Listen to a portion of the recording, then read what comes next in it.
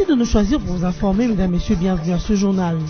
Dans le Haut-Katanga où il séjourne depuis ce lundi 20 août, Félix Kabange Numbi sensibilise la population sur le processus électoral et la victoire d'Emmanuel Ramazani Shadari à la présidentielle du 23 décembre prochain.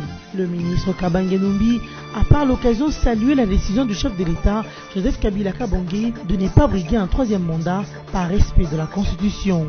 Et puis Léon Kengo Adondo plaide pour le retour de Moïse Katumbi en RDC. Sur les antennes de la Radio France Internationale, Léon Lobit s'est déclaré libre de choisir son candidat président et n'est pas être obligé de voter le candidat du FCC. L'actualité, c'est aussi en dehors des frontières congolaises où la gratuité dans l'enseignement primaire et secondaire sera effective en Sierra Leone à partir du mois de septembre prochain. La Sierra Leone, qui est un des pays africains le plus pauvre au monde, est caractérisée par une alphabétisation de sa population âgée de plus de 15 ans, vise une éducation de qualité pendant les 3 premiers mois du dit programme. Félix Kabange Numbi salue la décision du chef de l'État, Joseph Kabila Kabange, de ne pas briguer le troisième mandat par respect de la Constitution. Le ministre en charge de l'aménagement du territoire l'a fait savoir à Lubumbashi où il est arrivé le lundi 20 août pour sensibiliser la population sur le processus électoral et la victoire du candidat du Front commun pour le Congo, Emmanuel Ramazani Shadari. Ce avant de saluer le travail abattu par le gouverneur Célestin Pandeka Popo dans la capitale cuprifère. La décision héroïque et légendaire du président de la République, comme vous le savez, il a dit, il a fait. Et il a pu respecter la constitution qu'il a lui-même promulguée. Et aujourd'hui, le FCC a un candidat qui s'appelle Ramazani Shadari. Le Katanga est d'accord avec le choix du chef. Le Katanga soutient le choix du président Kabila. Et le Katanga est engagé à faire gagner Ramazani Shadari le 23 décembre. Et nous avons félicité le gouverneur parce qu'il fait un travail de grand niveau. Il fait un travail appréciable, un travail qui mérite d'être félicité pour maintenir notre Katanga calme, rangé derrière le président Joseph Kabila Kabange. Félicitations à cette population qui est venue nombreuse pour écouter ce message et nous allons rester pendant la semaine pour parler avec nos frères. Le ministre de l'aménagement du territoire, Félix Kabange, n'est pas le seul à saluer la décision patriotique de Joseph Kabila. Avant lui, il y a eu la communauté internationale, l'Union africaine, la SADC, outre la classe politique congolaise et la société civile. Un son discordant, voire rare, voilà qui doit être souligné. Des rangs du Front commun pour le Congo est parvenu un son discordant qui plaide sur le cas de Moïse Katumbi. Dans une interview sur les antennes de la très célèbre et planétaire Radio France Internationale, Léon Lobit Kengo Adondo, président du Sénat, a pris l'exact contre-pied du FCC et de plaider à haute et intelligible voix pour le retour de Katumbi en homme libre. Ce plaidoyer du speaker de la Chambre haute du Parlement n'a pas laissé sans réaction les observateurs avertis de la faune politique congolaise. Établissons vite le lien entre ce plaidoyer et la relation entre la Belgique, Kengo et Katumbi. Le président du Sénat est traditionnellement comme l'homme à la récrue de la Belgique, s'accorde-t-il. L'ex-métropole de la RDC misait trop sur Katumbi pour protéger ses intérêts au pays de Kabila. Pour ces observateurs, l'usage par Kengo d'un argumentaire qui laisse trop entrevoir le cordon qui le lie à la Belgique est un exemple patent. Se déclarant libre de choisir son candidat président et ne pas être obligé de voter le candidat du FCC, plateforme à laquelle il appartient, Kengo veut donc imposer sa recette à la nouvelle plateforme qui unit la majorité et les opposants au gouvernement Tshibala. Conseillant à l'opposition de s'unir pour proposer un candidat commun, s'attaquer à la machine à voter, la deuxième personnalité du pays s'est attribuée toutes les revendications de l'opposition. Voilà qui est une attitude contraire à la vision même du FCC, soutiennent encore ses observateurs. De quoi donner raison à Trifonkinke Mulumba, un autre sociétaire du FCC qui s'est présenté en indépendant, affirmant ne pas faire confiance aux nouvelles personnalités qui ont adhéré au Front commun pour le Congo. Que Jean-Pierre Bemba ait déposé formellement sa candidature à la présidentielle du 23 décembre, cela n'est pas un fait du hasard. Dans une tribune parue dans plusieurs médias en RDC, des analystes non seulement évoquent un cas de jurisprudence auquel doit être dit le droit au regard de la condamnation du président du MLC pour infraction de subornation des témoins, mais ils affirment qu'il s'agit aussi d'une stratégie concoctée à l'aide des officines étrangères dans une logique de vouloir affaiblir la RDC. Pour ces analystes, l'objectif de ce schéma est de piéger le pays de Lumumba en plaçant à sa tête une personne immorale condamnée par la justice internationale qui tiendrait son pouvoir de la haute sphère de la finance internationale, soutiennent-ils. S'agissant de la violation ou non de l'éligibilité ou de l'inéligibilité de Jean-Pierre Bemba, les mêmes analystes indiquent que seule la justice élève une nation. L'État de droit, soutiennent-ils, est une organisation que se donnent les nations afin que les institutions, le peuple, se soumettent aux règles de droit établies. Cette logique doit être observée par tous, sans exception aucune. Ainsi, si Joseph Kabila a respecté la Constitution à travers sa décision de se retirer de la tête du pays, tout Congolais doit se conformer à la loi. Sinon, il est insoutenable que l'État de droit soit mis à l'épreuve par la violation des règles établies par des institutions en présentant au peuple congolais un candidat président et a été condamné pour subornation des témoins, concluent ces analystes. Délé Sessanga, secrétaire général de la plateforme électorale Ensemble pour les changements, plaide pour des élections inclusives devant plusieurs milliers de personnes au cours du meeting que son regroupement politique a tenu le lundi 20 août à Kananga au Kasaï central.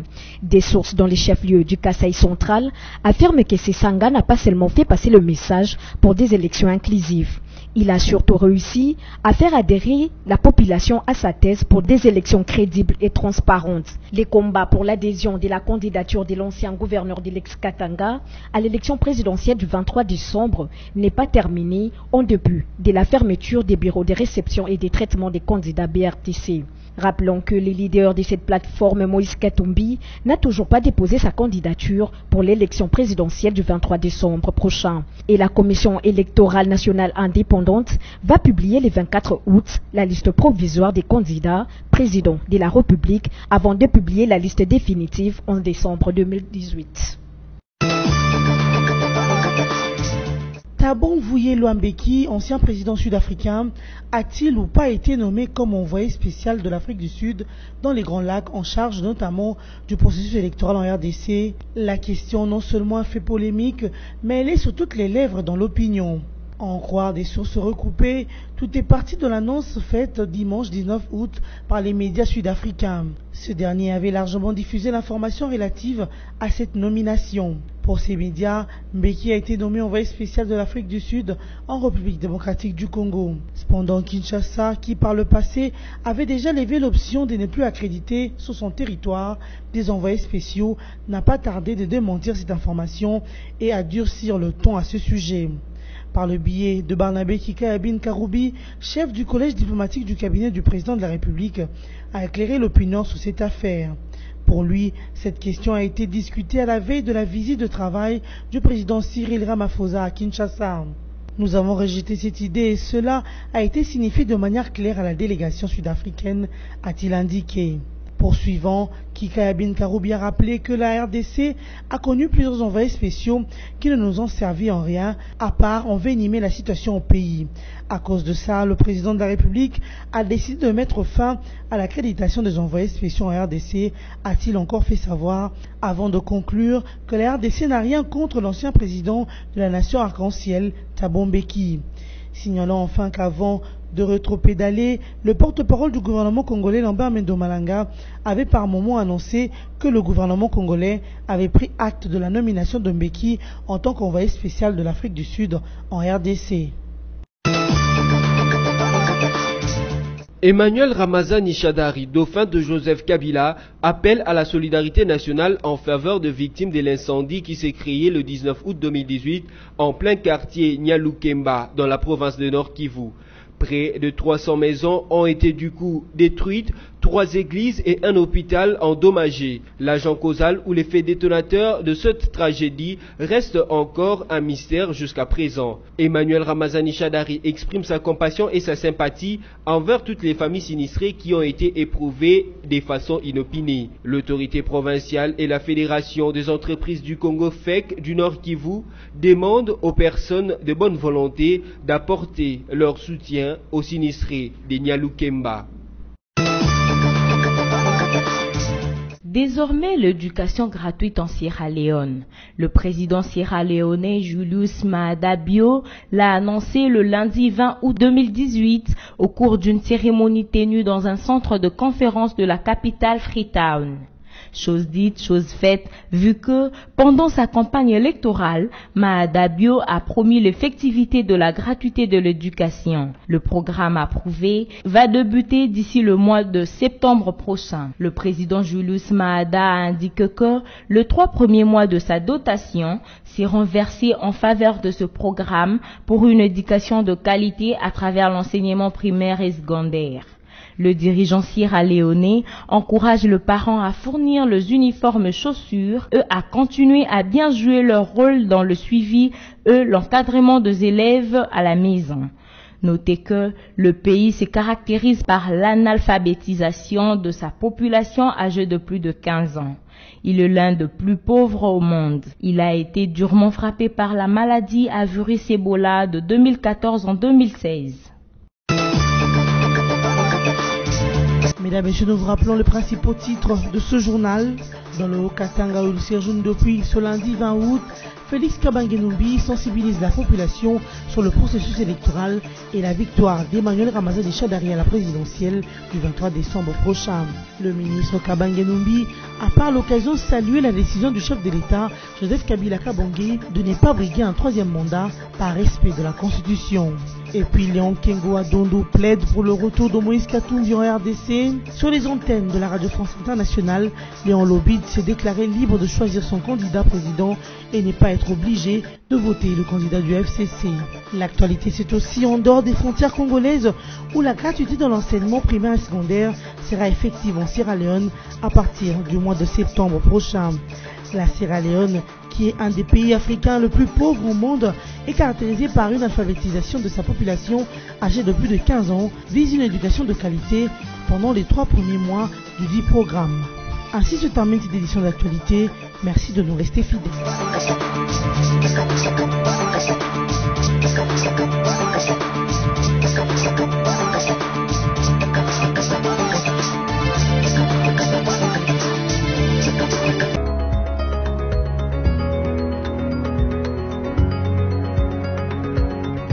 Bienvenue à tous et merci de suivre la revue de presse résumée des journaux parus en ligne ce mardi 21 août 2018.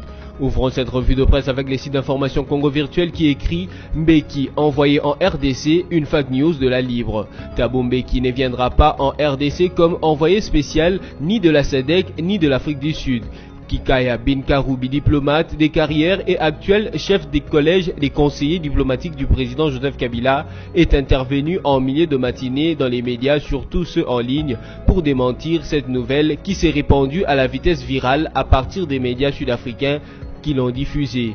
Il n'y aura plus d'envoyés spéciaux en RDC, déclaré Kikaya, qui a reconnu que la question avait été évoquée avec la partie sud-africaine avant les récents séjours du président Cyril Ramaphosa à Kinshasa. Nous avons rejeté cette idée et cela a été signifié de manière claire à la délégation sud-africaine. L'on se souvient qu'en avril 2018, lors du précédent sommet de la SADC tenu à Luanda, la proposition de désignation d'un envoyé spécial, notamment pour la RDC, avait été rejetée. Poursuivons cette revue de presse avec Forum des As qui note en grand titre « Les cas Bemba à l'épreuve de l'ABC de l'état de droit ». Aussitôt rentré en Europe, après son bref séjour en RDC, Jean-Pierre Bemba, menace à l'appui, déclare à qui veut l'entendre que sa candidature à la présidence de la République doit être acceptée et qu'il doit être élu. La justice élève une nation, dit-on, bien plus que cette sagesse populaire. En ce 21e siècle, toutes les nations veulent que les institutions qui les dirigent s'organisent autour de ce que la sociologie politique et les droits ont convenu d'appeler état de droit. L'état de droit est l'organisation que se donnent les nations qui veulent que les institutions et leur conduite s'organisent dans le cadre de règles préalables établies et acceptées démocratiquement par tous. La démocratie, le système qui veut que le pouvoir émane du peuple et soit géré par ce même peuple, et les intérêts de ce peuple se soumettent-elles aux règles des droits. Bouclons cette revue de presse avec les sites okapi.net qui titre Bruno Tshibala, les élections apporteront une solution durable à la stabilité et à la reconstruction du pays. Le Premier ministre Bruno Tshibala demande à la population du Nord Kivu à soutenir le processus électoral parce qu'il estime-t-il seules les élections apporteront une solution durable à la stabilisation et à la reconstruction du pays.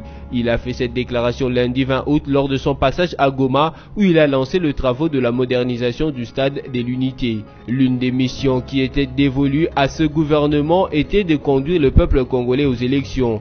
Nous sommes maintenant au stade de dépôt des candidatures au niveau des législatives nationales et à la présidentielle. Je lance donc un appel citoyen, un appel pathétique à l'ensemble de la population de Nord Kivu de soutenir le processus électoral en cours. Ce processus va nous permettre de consolider la stabilité de notre pays, la paix, la concorde nationale, la cohésion nationale, la démocratie et l'état de droit, a lancé Bruno Tshibala. Ainsi s'achève cette revue de presse. Merci à vous de l'avoir suivi et à la prochaine.